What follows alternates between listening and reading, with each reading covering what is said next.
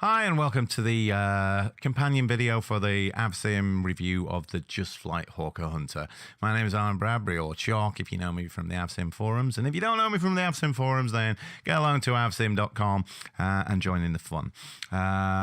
Many thanks to Just Flight for providing this review copy of the Hawker Hunter. If you don't know Just Flight, you should, because they make lots of very, very nice add-ons and sell lots of really nice stuff for flight sim. So get along to www.justflight.com if you don't know them. So thanks to them for providing this. Now, so here we are with the Just Flight Hawker Hunter. This is the FGA9 version of the Hunter, which is one of two variants that you get included in the package. The other is the F6, which is the pure daylight interceptor. So this is the ground attack version. There are some differences between the ground attack version and the fighter version. The main difference between the two was the fact that the ground attack version had reinforced wings so that it could carry bombs and stuff like that. This added to the weight of it, so you can probably just about make out that it's got a little door above the tailpipe, and that is where the braking parachute opens out from the thing. So the ground attack versions had a braking parachute. The fighter versions didn't have a braking parachute, although some later fighter versions did add the braking parachute anyway. So that's where you see a difference in the virtual cockpit between the two versions. So if we have a look in there, you can see here we are in the virtual cockpit, and if I have a look on the left-hand side of the panel, because this is the ground attack version with the braking parachute, you can see it's got a little switch for it there where you can stream the thing or jettison it or what have you, and we'll have a look at that when we come in for a landing. So here's the virtual cockpit. We'll have a look at that in a little bit more detail in a second. But you can see that what I've got is I've got a ground power accumulator trolley displaying there, and I've also got the secure aircraft stuff going on. So when we look outside, you can see that I've got all that. I've also got some armaments on the thing, and lots of this stuff is toggleable. So I'm going to hit the Shift 3 key to bring up this toggle panel here. You can see that what we've got is we've got a little cold and dark start thing there that we can select, and doing that hides the little accumulator trolley. And the other thing that we can do is we can select different armaments for the thing, and you'll notice that when I do this, the weight is adjusted on the plane. So when I change that to bombs, you see it drops a little bit because they're 500-pound bombs under each wing, which adds a lot of weight to the thing. And then, you know, I can put fuel tanks on the thing as well. I can have the thing clean, or I can go to the loadout that I had there, which is a rocket pod and some fuel tanks. You'll notice here it says FGA9 only for bombs. This is because you get a fighter version, and on the fighter version there are slightly different armaments available. For example, you get more rockets and they're not in a pod, they're on a little rack. You can't put bombs on it and stuff like that. So there are some differences between the two versions. It isn't purely cosmetic, it does affect how the things fly. So I'm going to get rid of that little panel there. I'm also going to get rid of the ladder and the chocks and all this kind of stuff. But just before I do, let's zoom in a little bit and have a look at the detail that you get on here. You can see that there is very nice and accurate stenciling on here, and the modeling is very nice. You have to come in real close before you start seeing the polygons that are involved in this curve. So it's very, very nicely modeled, and that's not as easy as it sounds. The Hawker Hunter is a very, very clean looking aircraft. There's not a lot of things going on the fuselage of the stuff. So it's difficult to make a model like that looks really, really convincing, but I think they've done a pretty nice job here. It's got all the little accoutrements on there. You can see that the gun ports there are not just painted on, they are modeled, and there are some different versions that you get in this package, including reconnaissance versions which don't have the gun pods on them and have the little camera port on the nose and stuff like that. So you get a few differences between the different planes that you load up.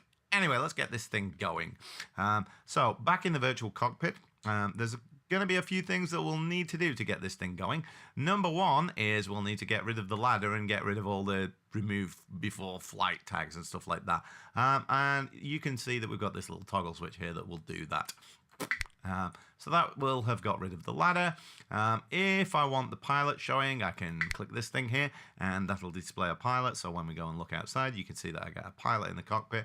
He is animated. You can see him looking about there. And he's animated to the extent that if you get over 10,000 feet, he drops his visor and puts his oxygen mask on. So that's quite nice. Don't have to have the pilot in there if you don't want to, but I'll keep him in there. So back in the cockpit, we've toggled that on. The other switch that you see here is if your engine stalls, you can relight the thing. So to do a cold and dark start, what we're going to need is we're going to need the fuel cock on so that we're feeding fuel. We'll also need to crack the throttle a little bit so you can see that I'm doing that. What we're also going to need to do is put the parking brake on because we don't want to be starting it without the brake. I need the ground cart back, so I can toggle that there, and you'll see that that has got my little trolley accumulator back. I'm going to need the battery on there, like that. I'm also going to need the master start on, so I've got that. Now our controls will be powered up. The starter's underneath this thing here. You can see there that the generator lights are off at the minute. They'll come on. I'm going to start it in a moment, but first we need to check some other stuff. So, have I got the control surfaces powered up? Well, yes, I have. There you go. And you can see the little power lights come on there. I also need to make sure that the tail is powered as well, like that. So I've got that thing on. So fuel cock's on, throttle's cracked open. We've got all this stuff on. Now I've got power to the thing. We'll be able to do this as well, which is turn on the gun sight pipper there. Don't have to have it on if you don't want to, but it's kind of nice. The real Hunter used radar ranging to provide target information for this, so there would have been a little radar in the nose cone, but it was only to range the gun and provide a little bit of information about how far enemy planes were in front of you. So there's no radar scope or anything like that. So it's a pretty simple cockpit. We've got a basic set of radios. There are cockpit lights if you need them, but the Hunter was a daylight interceptor and a daylight ground attack aircraft, so you've got some illumination on the dials and you've got some nav lights, but they're pretty basic as well. It's a pretty good representation of the real Hunter's cockpit. Looks pretty close to the real thing. So let's get this thing cranked up. So we flip the safety cover off and we've got the little starter button there, and when I hit this, what I'm going to do is I'm going to go to the external view so that you can see this thing cranking up. So here we go. Clicking that, looking outside, and you'll see that when we do go outside, the engine is now turning. You can just about make that out there. And it should probably kick out some smoke as it starts up. So there you go. There's a little bit of smoke kicking out of the thing. As per the real thing, it would be providing electrical start power to there. Not the only way that you could start a Hunter, but certainly one of the ways that you can do it. So this thing's cranking up. So now what we'll need to do is get rid of the accumulator trolley. So we'll pop back into the virtual cockpit. You can see it's shaking away there because we've started. That's why I put the brakes on. So we'll get rid of the ground power unit. I'll just check that that's gone. Yes, it has gone. So back in the virtual cockpit. And then we'll just make sure that the throttle is responding properly. So back the power off a little bit. You can see that that's dropping. Crank it up a little bit. And that all appears to be working okay. Definitely got all of the controls on there. I've got that, tail power off. Make sure that's on there. Because some of the controls in the Hunter were hydraulic, some of them were electric, and it had manual reversion. The real thing also had some spring tensioners on the controls to provide a bit of artificial feedback. But of course, we're not really going to get that in the sim because we're using a joystick plugged into our computer. Anyway, let's get this thing rolling. Now, like the real thing, you'd probably need to give it a bit of power to get the thing moving. So here we go.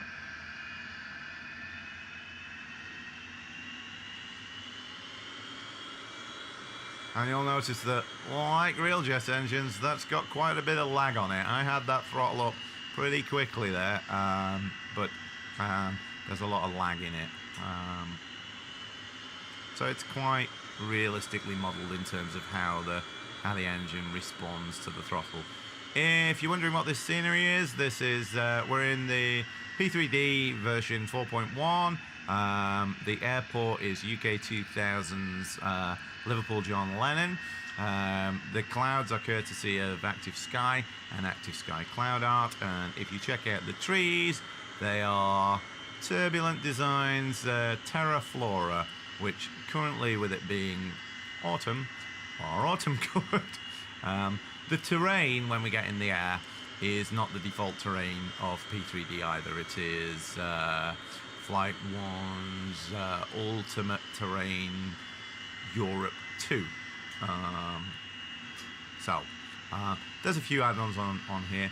Now, of course, when you start putting a lot of add-ons into either FSX or P3D, and this plane will work in FSX or P3D, and it doesn't matter which version you've got, it'll work in all of them. When you start putting that stuff into your flight sim, it can slow things down a little bit. But you can see that this thing isn't struggling too much. On my flight sim, it will normally get about 50 frames per second, something like that. It's a little bit slower than that because I'm recording this video to Fraps and I'm doing a voice recording of it, so it's not hitting that at the minute. I think it's hitting about 25 frames per second at the moment. But that is largely as a result of all that kind of thing. So this thing runs pretty well. So we're going to get the power on. This thing will pull to the left a little bit when you get the power on. Not desperately so, but it will a little bit. So we can keep that tracking down the center with the rudder, and we're looking for about 130 knots, something like that, before we lift that thing off. So I'm going to ease that thing back and get it into the air, and there it goes. We're in the air, and I'll go to the external view and we'll have a look at that. So there it goes. I'm going to get the gear up. There we go, and then we'll pop back in the cockpit because you hear that gear thump up. Now you can see that this thing's going to get speed on pretty quickly. You can see the speedometer is kicking up. We're already doing 270 knots, and this thing will go and go and go. But it isn't an F-16. You'll have to climb it fairly gently. It will make it up to around about 45,000 feet, depending on what fuel you've got on board, but it's not going to get up there too quickly. It will have to climb the thing fairly gently. Although, when you do get some speed on, this thing can be very, very aerobatic. And it can be so fast, in fact, because it's a fairly old design of aeroplane, that it is possible to find that your controls are locking up a little bit.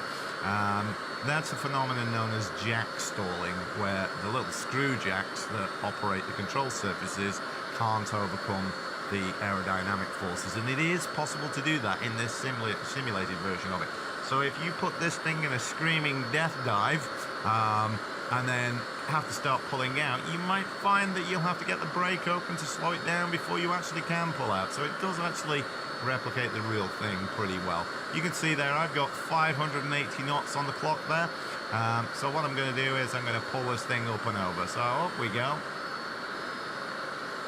Like that. And if I look at this on the external view, you can see that. Now, I am going to put this on the flyby view so you can hear it do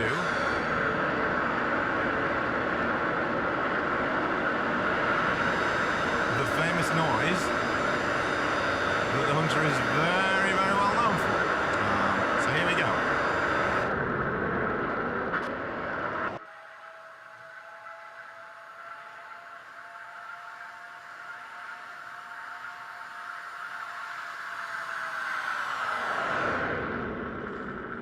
There you go. Now, that, you'll notice I forgot to close the canopy there. So we'll do that now.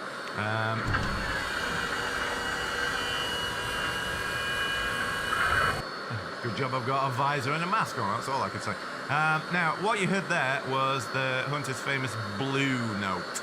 Now, that's caused by the airflow over the cannon ports on the front, and to some extent the gun camera, or on reconnaissance versions the reconnaissance camera on the front of the thing. So you can find that you get that noise.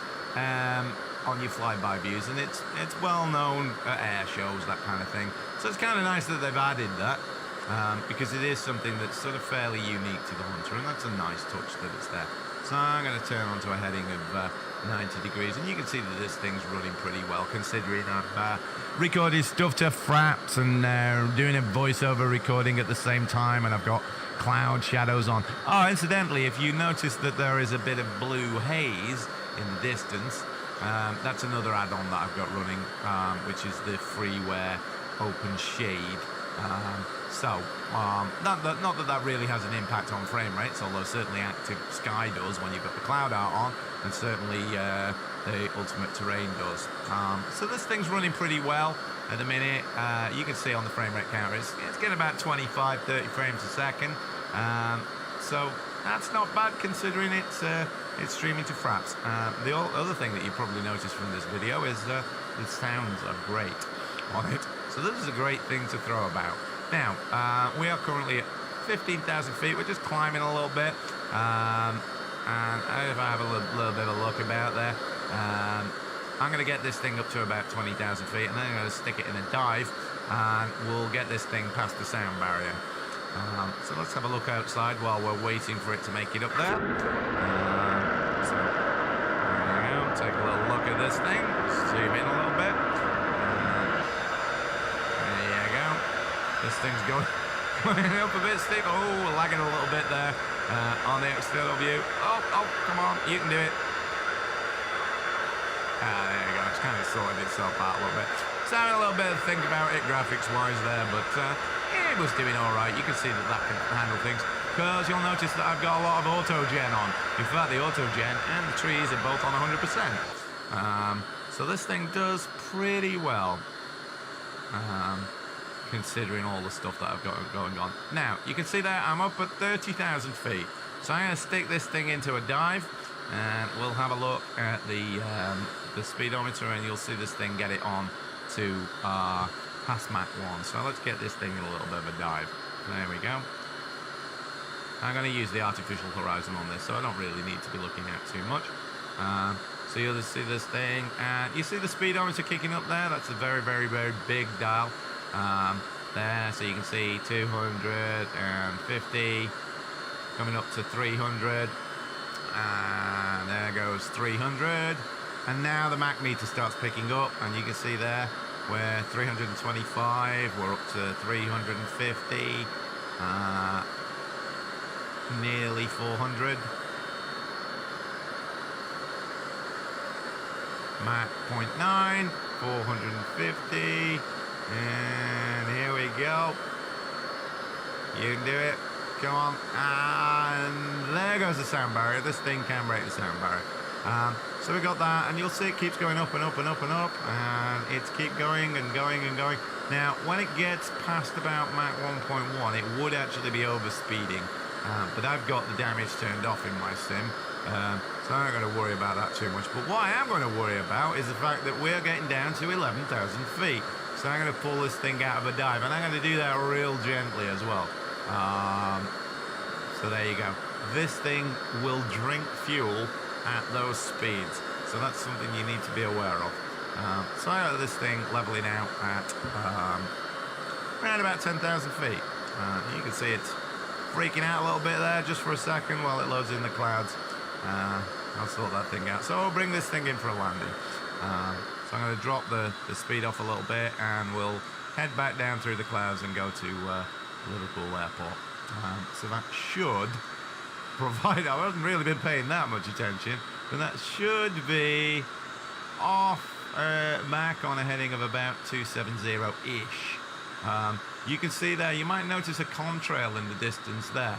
That's another thing I've got on. I've got the AI on. So that's another thing that's making it struggle a little bit.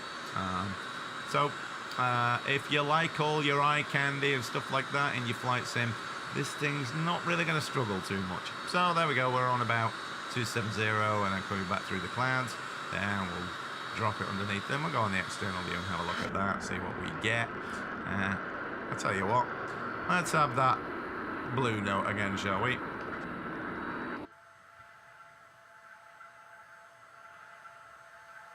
There it goes. And this thing's got a pretty good roll rate. You can see there.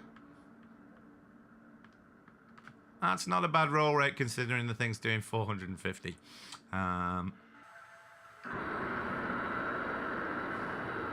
Let's go back in the cockpit, shall we? See if we can figure out where we are. Now, you have actually got a GPS on this. Not that you'd have that on the real thing, but it can help us out a little bit. So we can see that we're a little bit off course there for Liverpool. So let's pull ourselves on course a little bit and get this thing down. Now, we are doing a rather speedy 470 knots there, which is probably not great considering we're trying to line up. So get rid of that GPS and we'll go there. And this is where the speed brake's going to come in handy. So if I look on the external view and we can get that thing out, there it is, like that. So you got a speed brake and you can see that that's pretty effective.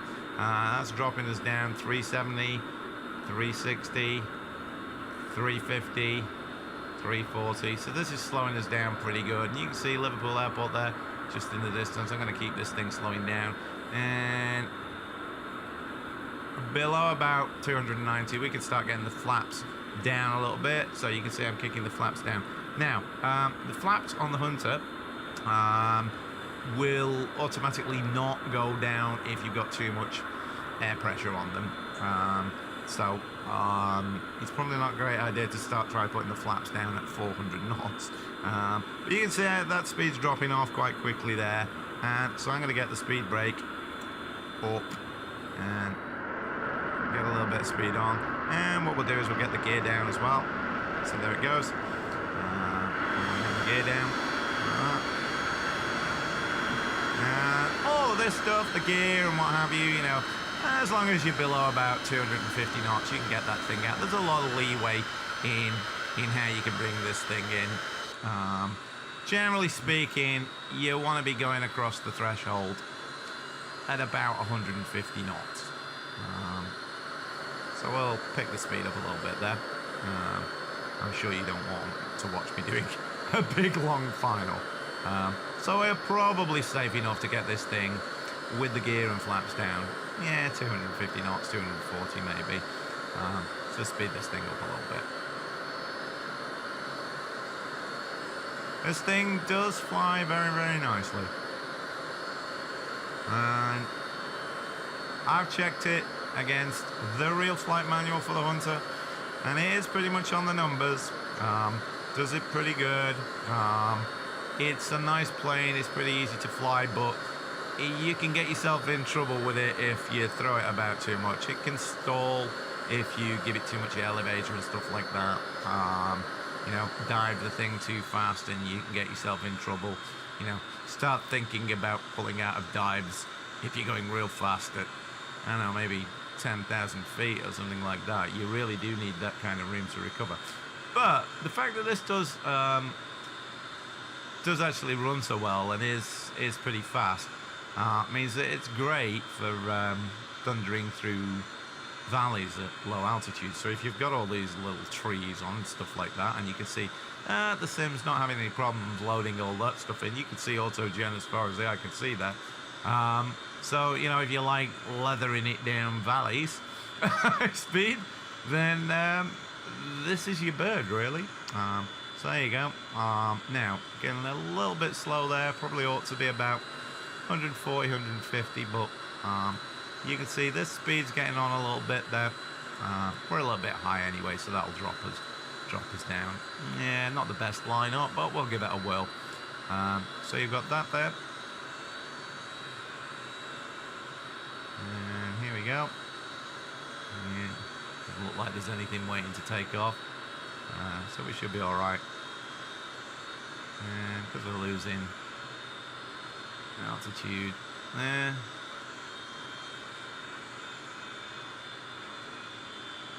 There you go. That's about 140 coming over the threshold, which is pretty good. I'll just put the throttle there. And I get ready on the brake. Down we go. And there goes the parachute. And if we go on the external view, you should see that. There it goes. Try and stay on the runway, shall I?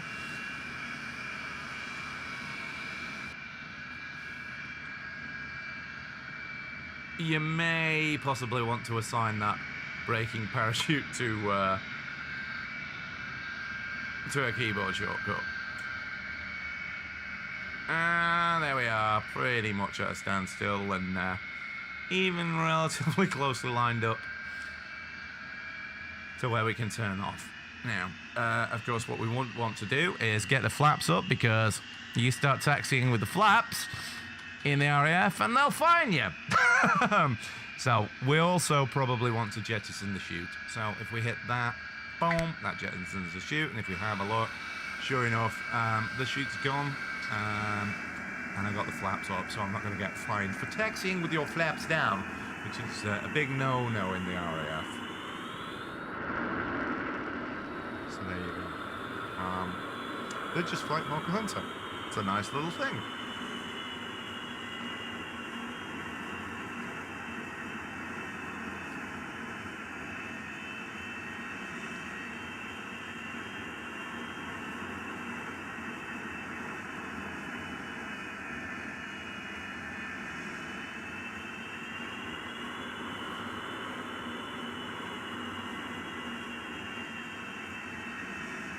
Really upset everyone by parking at an airliner gate. Yeah, why not?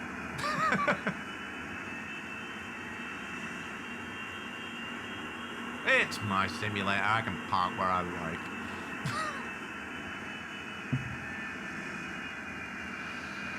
There you go. Look at that. Perfect. So, parking brake on. We got the canopy open. Well, shut the throttle. Well, get back in there, and then what we'll do is we will secure the aircraft. And if we look on the outside, because I've got the aircraft secured, we've got the remove before flight tags on and all that kind of business. So there you go. Just Flight Hunter. Very nice.